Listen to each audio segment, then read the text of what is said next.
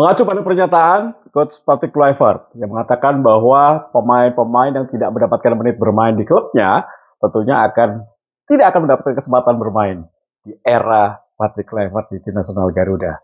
Nah, ini tentunya membuat beberapa pemain yang biasanya mendapatkan porsi atau diberikan kepercayaan oleh pelatih sebelumnya, Sinteyong, terancam tidak bisa masuk tim nasional Garuda. Siapa saja mereka? Nah, ini menurut gua ada 5 pemain.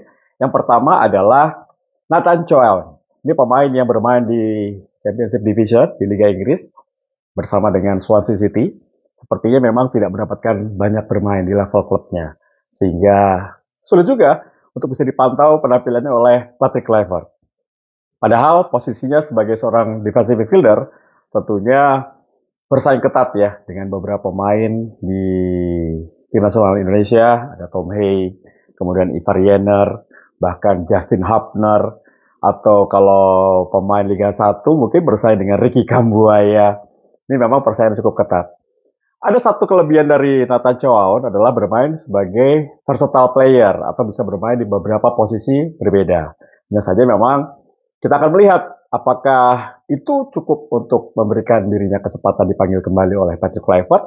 Who never knows. Tapi Nathan Chow menjadi salah satu pemain yang terancam tidak dipanggil oleh tim nasional Garuda.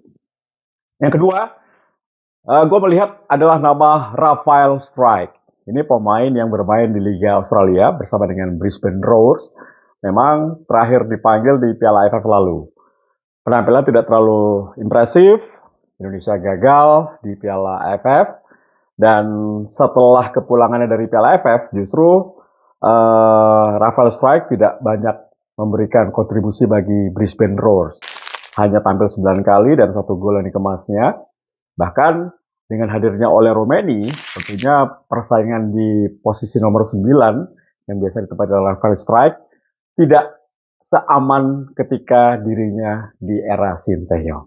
Tapi tentunya kita akan melihat apakah sebelum bulan Maret dirinya bisa memberikan penampilan impresif sehingga membuat pelatih Patrick Kluivert berubah pikiran. Berikutnya adalah pemain dari PSS Sleman. Siapa? Hoki Caraka, betul sekali. Hoki Caraka salah satu pemain yang kerap menjadi pilihan utama ya bagi pelatih Sinteyong di lini depan dengan karakter yang tentunya kecepatan, kemudian banyak kesempatan telah diberikan di beberapa turnamen besar bagi Hoki Caraka di PSS Sleman. Tentunya penampilannya juga kalah bersaing dengan trio pemain asal Brazil dan sering bermain dari bench. Ini juga tidak menjamin dirinya akan bisa tampil di bawah pelatih Patrick Kluivert. Sebagai pemain muda, tentunya dirinya harus membuktikan diri di Liga 1, harus tajam, harus banyak menit bermain, dan juga memikat hati dari Patrick Kluivert. Tapi, saya rasa atau gue rasa dia salah satu pemain yang akan sulit bersaing atau tidak dipanggil. Pemain keempat adalah Dimas Derajat. Ini striker asal Persib Bandung yang biasanya masuk dalam pemanggilan dari Coach Sinteyong. Sepertinya akan sulit ya, karena di Persib dirinya kalah bersaing dengan Ciro Alves dan juga David da Silva. Jadi saya masukkan daftar Dimas Derajat sebagai salah satu pemain yang akan sulit bersaing atau tidak akan dipanggil kembali oleh Coach Patrick Kluivert. Dan pemain terakhir tentunya pilihannya akan sulit. Tapi melihat dari persaingan yang sangat ketat di posisi bek kiri, rasanya Pratama Arhan akan menjadi pemain kelima yang akan sulit bersaing atau tidak akan dipanggil oleh Patrick Kluivert. Alasannya adalah di bek kiri sudah banyak pilihan ya, dengan adanya Calvin Verdong, kemudian ada Saint Patinama. Di situ persaingan cukup ketat sekali untuk bisa berada di posisi itu. Meskipun kita tahu Pratama Arhan memiliki salah satu kelebihan, lemparan ke dalamnya cukup jauh. Tapi apakah itu bisa memberikan satu penilaian tersendiri bagi Patrick Kluivert? Saya tidak tahu. Karena memang Arhan di era Sinteyong, di akhir-akhir era Sinteyong menjadi pelatih Indonesia, selalu bermain sebagai pemain pengganti dan memberikan sebuah kontribusi lemparan jarak jauh yang menusuk ke dalam kotak penalti lawan.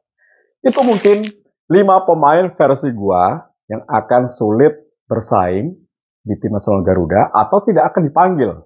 Meskipun mereka adalah penghuni tetap di zaman pelatih sebelumnya. yaitu Nathan Choaon, Rafael Strike, Hoki Caraka, Dimas Derajat, dan juga Pratama Arhan. Apakah kalian setuju? Kalau nggak setuju, silakan tulis di kolom komen. Atau ada nama lain yang mungkin menurut kalian juga akan tersingkir dari tim nasional di bawah pelatih Clivert. Ditunggu ya.